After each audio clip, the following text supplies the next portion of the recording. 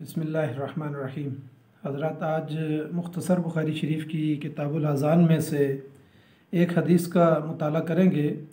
ये मुख्तसर बुखारी शरीफ की हदीस नंबर 413 है और बुखारी शरीफ की तरतीब के लिहाज से ये हदीस नंबर 693 है और फ़ी ज़िलालिल हदीस शरह बुखारी शरीफ की तरतीब के लिहाज से ये हदीस नंबर 662 है। इसमें इमाम बुखारी रहमतुल्लाह अलैह ने यह साबित किया है कि इमामतुल अब्द वल मौला वल ग़ुलामिल्लज़ी लम यहतलिम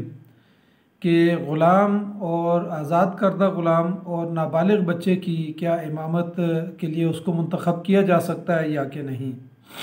तो इस पर इमाम बुखारी रहमतुल्लाह अलैह अपने दलाइल लेकर आए हैं। अन अनस रज़ियल्लाहु अन्हु अन नबी सल्लल्लाहु अलैहि वसल्लम क़ाला कलस्मऊ व अतीउ इनिस्तुमिल अलैकुम हबशियुन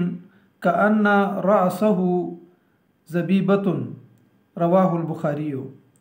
हज़रत अनस बिन मालिक रज़ियल्लाहु तआला अन्हु से रवायत है कि नबी सल्लल्लाहु अलैहि वसल्लम ने फरमाया कि आप सल्लल्लाहु अलैहि वसल्लम ने फरमाया कि अपने हाकिम की बात को सुनो और उसकी इताअत करो, अगरचे कोई स्याफाम हबशी ही तुम पर हाकिम बना दिया जाए जिसका सर मुनक्का के बराबर यानी अंगूर के दाने के बराबर क्यों ना हो, यानी उसका सर इतना छोटा हो और वो नासमझ हो, लेकिन मुसलमानों के इज्तिमाई उमूर अगर उसके हवाले कर दिए जाए तो उसकी बात को सुनो और उसकी इताअत करो। यानी यहाँ पर एक लिहाज से इस हदीस के अंदर इमामत कुबरा का तस्करा है कि अगर मुसलमानों के इज्तिमाई उमूर किसी हबशी के हवाले कर दिए जाए तो फिर तमाम मुसलमानों को मारूफ़ के अंदर उसकी इताअत करनी है, लाज़िम है। इमाम बुखारी रहमतुल्लाह अलैह यहाँ पर इस उन्वान के तहत दो तालिकात भी लेकर आए हैं और एक में तस्करा है कि हज़रत आयशा रज़ियल्लाहु ताला अन्हा की इमामत रमज़ान के मौके पे उनका ग़ुलाम ज़कवान जो है वो करवाया करता था और कुरान मजीद के मसफ़ को देख के उसमें से कुरान मजीद पढ़ता था। ये हज़रत आयशा रज़ियल्लाहु ताला अन्हा के ग़ुलाम थे और इनका ख़ानदान भी जो है ना रमज़ान में मदीना मुनव्वरा में आ जाता। इनके ख़ानदान के लोग और हज़रत आयशा रज़ियल्लाहु ताला अन्हा यानी ख़ानदान की ज़ाहिर औरतें होती होंगी और कुछ बच्चे और कुछ इस तरह से लोग, तो उनको जो यानी वो तरावी पढ़ाते थे तो वो ये ग़ुलाम जो है ना हज़रत आयशा रज़ियल्लाहु ताला अन्हा के थे, ये जो है ना तरावी पढ़ाया करते थे। इसी जगह पर इसी तालीक में फरमाया गया कि वलदुज़्ज़िना और आराबी यानी बद्दू और नाबालिग बच्चे की जो है ना अमामत भी जायज़ है, क्योंकि इरशाद नबी सल्लल्लाहु अलैहि वसल्लम है। एक हदीस में आप सल्लल्लाहु अलैहि वसल्लम ने फरमाया कि लोगों की अमामत वो शख्स करवाए जो सबसे ज़्यादा कुरान पढ़ा हुआ हो, नीज़ ग़ुलाम को बिला वजह जो है ना यानी इमामत करवाने से नहीं रोका जाएगा। ये एक तालीक जो है इमाम बुखारी रहमतुल्लाह अलैह लाए हैं कि नबी सल्लल्लाहु अलैहि वसल्लम ने फरमाया कि जो सबसे ज़्यादा पढ़ा हुआ हो, तो कुरान पढ़ा हुआ हो, हाफिज़ हो, तो उसको जो है ना इमामत करवाने का हक़ हासिल है और कहा कि ग़ुलाम को बिला वजह जो है ना इमामत से नहीं रोका जाएगा। इसी तरह हज़रत अब्दुल्ला बिन उमर रज़ियल्लाहु ताला अन्हु दूसरी जो तालीक है उसमें फरमाया कि हज़रत अब्दुल्ला बिन उमर रज़ियल्लाहु ताला अन्हु से रवायत है, उन्होंने कहा कि नबी सल्लल्लाहु अलैहि वसल्लम के जो हमारे सहाबा इकराम हैं, जो अवलीन सहाबा इकराम हैं, जो हिजरत करके मदीना मुनव्वरा जब पहुँचे तो मस्जिद कुबा के इलाके में, जिसको असबा उस वक़्त कहा जाता था, वहाँ पर पहुँचे तो उस वक्त वहाँ के लोगों की जो इमामत करवाते थे, नमाज की इमामत करवाते थे, वो सालिम मौला अबू हुज़ैफ़ा रज़ियल्लाहु ताला अन्हु, सालिम रज़ियल्लाहु ताला अन्हु थे जो ग़ुलाम थे और ये अबू हुज़ैफ़ा रज़ियल्लाहु ताला अन्हु के ग़ुलाम थे। तो ये इमामत जो है ना करवाया करते थे और चूँकि सबसे ज़्यादा कुरान मजीद इनको याद था। इसका मतलब यह है कि इमाम बुखारी रहमतुल्लाह अलैह इस हदीस और इस उन्वान के तहत जो है ना जो चीज़ साबित करना चाहते हैं वो 5 किस्म के लोगों की इमामत के ऊपर जो है उन्होंने बहस की है। इस इमामत में जो है ना ग़ुलाम और आज़ाद करदा ग़ुलाम और इसी तरह वलदुज़्ज़िना या आराबी है, बद्दू है और नाबालिग बच्चा है। तो सवाल यह है कि क्या उसकी इमामत करवाना जायज़ है, इन तमाम अफराद की इमामत जायज़ है या कि नहीं। अगरचे उन्वान के अंदर तो इस तरह जवाज़ और अदम जवाज़ का तो कोई तस्करा इमाम बुखारी रहमतुल्लाह अलैह ने नहीं किया, और उसकी सराहत मौजूद नहीं है। लेकिन इमाम बुखारी रहमतुल्लाह अलैह जो तालिकात लेकर आए हैं कि हज़रत आयशा रज़ियल्लाहु ताला अन्हा को भी जो है ना ग़ुलाम इमामत करवाता था तरावी की, और इसी तरह जो है ना हज़रत सालिम जो रज़ियल्लाहु ताला अन्हु है वो भी जो है ना जो अकाबिर सहाबा इकराम थे उनको जो है ना वो यानी नमाज़ पढ़ाया करते थे, यानी कुबा के मुकाम पे, असबा के मुकाम पे। तो यानी यहाँ से ये जो तालिकात हैं इससे मालूम होता है कि इमाम बुखारी रहमतुल्लाह अलैह का जहन और उनके दलाइल से ये बात साबित होती है कि वो जवाज़ के कायल हैं कि ये पांचों बंदे जो है अगर आलिम हैं और हाफिज़ हैं और कुरान इनको अच्छा याद है तो इनको जो है ना किसी बात से नहीं रोका जा सकता, इस बात से नहीं रोका जा सकता कि वो लोगों की इमामत करवाएं और नमाज़ पढ़ाएं। इसलिए वो यानी इस बात के जो है ना वो कायल नज़र आते हैं। इस रवायत की वजह से यानी ये 5 अफराद की जो है ना इमामत का जायज़ होना ये साबित किया गया है कि ये जो तालिकात हैं, और इससे जो है ना यानी ये बात साबित होती है कि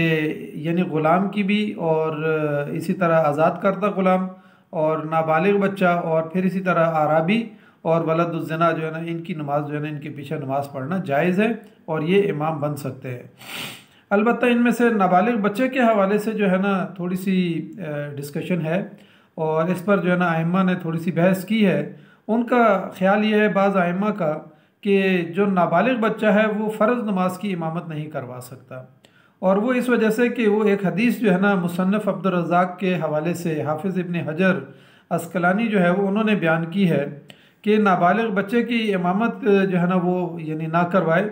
क्योंकि वो ये रवायत कहते हैं कि नबी सल्लल्लाहु अलैहि वसल्लम ने इस बात का हुक्म दिया है कि नाबालिग बच्चा जो है ना वो इमामत ना करवाए।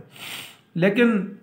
जमहूर मुसन्निफ़ीन का जो जमहूर मुहद्दिसीन जो है उनका ख्याल ये है कि ये रवायत जो है वो ज़ईफ़ है, और इमाम बुखारी ने अपनी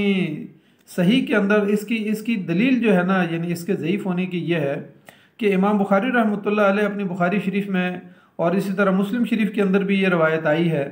कि अमर बिन सलमा रज़ी अल्लाह तआला अन्हु ये अपनी कौम को जो है ना फ़र्ज़ नमाज पढ़ाते थे, और उस वक्त इनकी उम्र 7 या 8 साल के करीब करीब थी। उसका वाक़या इस तरह है कि उन्होंने कहा कि जब मेरी उम्र 7 साल थी तो हज़रत अमर बिन सलमा ये बयान करते हैं कि रसूलुल्लाह सल्लल्लाहु अलैहि वसल्लम ने यानी जब मेरे वालिद साहब मुसलमान हो गए और हमारे कबीले के लोग मुसलमान हो गए फ़तह मक्का के मौके पे, तो नबी सल्लल्लाहु अलैहि वसल्लम ने मेरे वालिद को कहा कि जब नमाज का वक्त हो जाए तो तुम में से कोई आज़ान कहे और इमामत ऐसा शख्स करवाए कि जो कुरान मजीद का सबसे ज़्यादा हाफिज़ हो, यानी जिसको ज़्यादा कुरान मजीद जो है वो याद हो और आलिम हो। तो जब मेरी कौम, ये कहते हैं कि जब मेरी कौम ने ऐसा फ़र्द ढूंढने की कोशिश की तो उनको कोई शख्स मेरे अलावा न मिला, क्योंकि ये कहते हैं कि नबी सल्लल्लाहु अलैहि वसल्लम के काफ़िले जब हमारे कबीले के चश्मे के पास से गुज़रते थे तो वो कुरान पढ़ते थे, और मैं उनसे जो है ना वहाँ चूँकि बच्चा था तो मैं भी उनके पास बैठ जाता, और लोग जो है ना वहाँ पर कुरान मजीद की तिलावत कर रहे होते थे तो मैंने भी वहाँ से कुरान मजीद अच्छा खासा याद कर लिया था। तो बिल आखिर जो है ना मेरी कौम के सरदारों ने जो है ना सब ने फैसला किया कि यही जो है ना हमारी इमामत करवाए, और फिर वो ये कहते हैं कि उस वक्त मेरी उम्र तकरीबन 7 साल या 8 साल के करीब थी और मैं इमामत करवाता रहा। इस हदीस में ये जो अभी हमने हदीस मुताला की है जिसमें कहा कि अगर तुम्हारे ऊपर हबशी ग़ुलाम जो है ना अगर उसको हुक्मरान बना दिया जाए तो उसकी इताअत करो, उसकी बात को सुनो और उसकी इताअत करो, चाहे उसका सर जो है वो यानी इसके अंगूर के दाने के बराबर ही क्यों ना हो, मुनक्का के बराबर क्यों ना हो। तो यहाँ पर जो है ना हबशी ग़ुलाम का तस्करा तो नहीं है, लेकिन दूसरी रवायात के अंदर इसकी सराहत मौजूद है। वहाँ पर जो है ना हबशी ग़ुलाम कहा गया है कि अगर तुम्हारे ऊपर कोई हबशी ग़ुलाम ही जो है ना हुक्मरान बना दिया जाए तो उसकी इताअत करो। इस हदीस का खुलासा भी ये है कि अगर ऐसे ग़ुलाम को मुसलमानों के इज्तिमाई उमूर का जो है ना अगर सरबराह बनाया जा सकता है तो नबी सल्लल्लाहु अलैहि वसल्लम ने कहा कि उसकी बात को सुनो और उसकी इताअत करो और मारूफ़ के अंदर उसकी बात को मानो। तो इसका मतलब ये है कि अगर इमामत कुबरा जो है वो किसी हबशी के हवाले की जा सकती है, और इस्लाम जो है ना उनको उम्मत को और लोगों को जो है ना ये ताकीद कर रहा है, और नबी सल्लल्लाहु अलैहि वसल्लम ने ताकीद की कि तुम जो है ना उसकी इताअत करो, तो इसका मतलब यह है कि उसके मुकाबले में यानी इमामत सुगरा जो इमामत करवानी है, फ़र्ज़ नमाज पढ़ानी है, तो इसके लिए ग़ुलाम और आज़ाद करदा ग़ुलाम और वलदुज़्ज़िना और इसी तरह छोटे बच्चे की जो है ये इमामत सुगरा जो है उनके हवाले की जा सकती है। तो इससे जो है ना ये बात वाज़ेह हो जाती है। और ये वाली बात जो हदीस में जो बात आती है कि हबशी ग़ुलाम अगर तुम्हारे ऊपर हुक्मरान हो जाए तो उसकी इताअत करो, ये खुतबा हुज्जतुल विदा के मौके पे नबी सल्लल्लाहु अलैहि वसल्लम ने ये खिताब फरमाया था कि तुम्हारे जो दरमियान किसी काले का और गोरे का कोई फ़र्क नहीं है, और अगर तुम्हारे ऊपर कोई हबशी ग़ुलाम जो है ना अगर बना दिया जाए हुक्मरान, तो मारूफ़ के अंदर तुम उसकी इताअत करोगे। इसका मतलब ये है कि माशरे के अंदर वैसे तो हमारे हुक्मरान जो होते हैं उनके ज़िम्मे होता है कि वो किसी बड़ी मस्जिद के अंदर इमामत करवाएं, और ये इमामत सुगरा है एक लिहाज से। इमामत कुबरा अगर उनके पास है तो इमामत सुगरा भी उनको जो है ना फ़र्ज़ अदा करना चाहिए। तो यहाँ पर ये फरमाया कि अगर इस तरह के लोगों को इमामत कुबरा दी जा सकती है तो बदरजा औला जो है ना इमामत सुगरा जो है ना, इस हदीस से ये बात साबित की जा रही है कि इमामत सुगरा यानी मस्जिद के अंदर इमामत जो है ना वो करवा सकते हैं।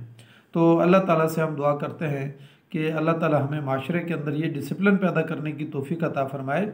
और माशरे के अंदर ऐसे हुक्मरान मुंतखब करने की तौफीक अता फ़रमाए जिनका अल्लाह के दीन के साथ बहुत गहरा ताल्लुक़ हो, और वो इमामत कुबरा भी करें और इमामत सुगरा भी करें। लेकिन आज हमारे हुक्मरानों में एक बड़ी तादाद ऐसी है कि जो कुरान मजीद के साथ जिनका ताल्लुक़ कमज़ोर होता है, और उसका नतीजा ये निकलता है कि फिर माशरे के आम लोग जो है ना वो मसाजिद के अंदर इमामत और खिताबत करवा रहे होते हैं। तो अल्लाह ताला हमें तौफीक अता फ़रमाए कि हम अपने मुल्क के बड़े हुक्मरान जो मुतय्यन करें वो भी ऐसे हों कि जिनके अंदर दीन का ताल्लुक़ जो है ना उनका ताल्लुक़ अल्लाह और उसके रसूल सल्लल्लाहु अलैहि वसल्लम और दीनी तालीमात के साथ हो। अल्लाह ताला हमें इस पर अमल करने की तौफीक अता फ़रमाए। जज़ाकल्लाहु खैर। अस्सलामु अलैकुम व रहमतुल्लाहि व बरकातुहू।